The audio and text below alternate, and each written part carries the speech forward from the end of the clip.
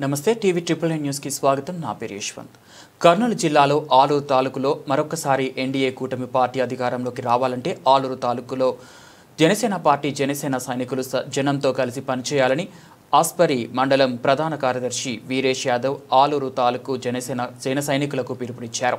ఈ కార్యక్రమానికి ఆస్పరి మండలం జన సైనికులు అనిమేష్ కె జగన్నాథ్ ఈ కార్యక్రమాన్ని విజయవంతంగా నడిపారు.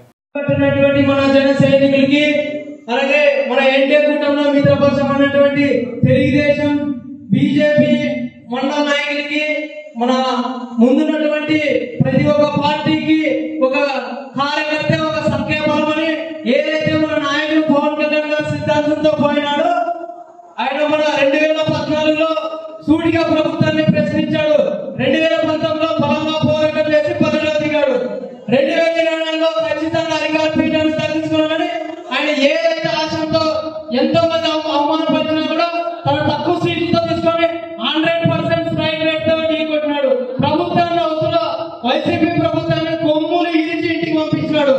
మనం కూడా మన ఆలూరు నియోజకవర్గంలో కొంతమంది జనసైనికులు ఎక్కడో అవ్వాలనుకున్నారంటారు.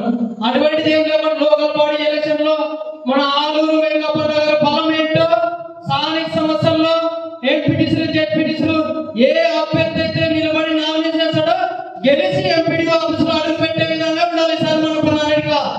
తెలుగుదేశంతో మన కూటమిలో ఎన్డీఏ కూటమి అయినటువంటి బాధ్యత మన పైన బాధ్యత ఉంది. ఎవరో